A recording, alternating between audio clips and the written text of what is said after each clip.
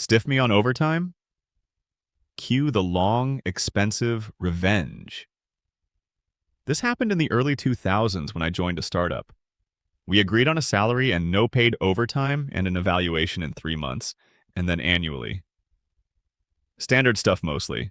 It was a very mediocre salary for the work, but I really liked work itself, which was extremely interesting and challenging. For me, even if the finances were so-so, I felt I'd learn a lot of skills which would be useful in the future.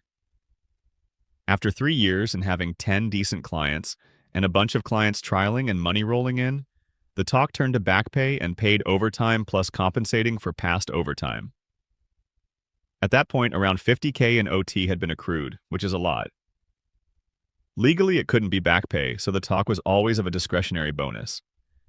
Now at this point, everyone is okay with this, myself included. And this was discussed in writing via company emails too, so I felt secure in that no bad will was in play. I felt the company should be able to afford the payment. Equally, I'd happily settle for equity at a discount, which is legally possible there, if cash flow was an issue. The discussions about back pay, possible equity, and now started to drag on, and I was getting irked by this.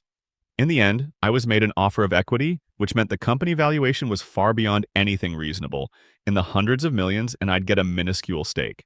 Less than 0.01% of a company with 9 employees and a projected annual turnover of around 2 million. It was a FU of sorts to stiff me out of money, and I didn't want to take that lying down. To say I was furious was an understatement. Anyway, the day he made that offer, I handed in my resignation. This sent the CTO into panic mode because the CEO had refused an updated contract and I was still on a 1-month notice period, plus I had a lot of untaken paid leave. Basically, it meant I was walking out right then and there.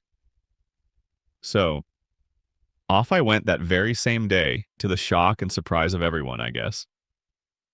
The next day, I sent an official, registered letter requesting my overtime/back pay and received a negative response, which I followed up with another detailed demand.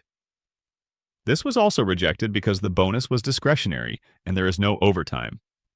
However, I'd been seeking legal advice and I understood that they don't have a leg to stand on if I am willing to pay for an attorney. As the liability in such matters is firmly and 100% on the employer, I was willing. You need to understand that going to a lawyer was very rare in those parts back then, so companies didn't generally expect this outcome. Things have since changed. When going through the applicable laws with the attorney, I noticed there is a limitation of 7 years. So, while my attorney was laying out what to do in order to get me my money in a little as a few weeks, I just asked him, what if we wait until it's 6 years and 11 months after the transgression, and then file, demanding interest? I wanted this because the law stated that back pay is due at a 9% APR, above the base rate, 3.25% at that time, accrued daily for every day past the due date. We're looking at 12 toward 12.5% compound daily APR. The risk is that the company folds in that time, but I decided to take that risk. I sent one final letter stating that I expect all the owed and accrued amounts to date to be paid immediately. Of course, nothing happened. For the next few years, life rolled on. The company did grow and become a known player in the area. When the time came, I found an attorney and started the case. We had copies of all the communications, copies of the registered letters and responses. The back pay demanded now, including interest, was 120K. What I didn't know was that in addition to this, that there are fixed penalties for each instruction to perform uncompensated overtime. The total demand was something like 135K. To say that the CEO, who was still CEO, lost his esplostoire would be an understatement. I got a very verbally abusive phone call, which I dutifully recorded, as it wasn't completely unexpected, and was added to the filing. The CEO fought, or tried to, but when the judge heard the phone call, he took an immediate dim view. Reading through all the communication just put more nails in the defense's coffin. The judge just ruled and instructed the company to pay immediately and without delay, and also ordered the company to pay all my legal costs. They also got a full audit from the Department of Labor. The company paid up a week later.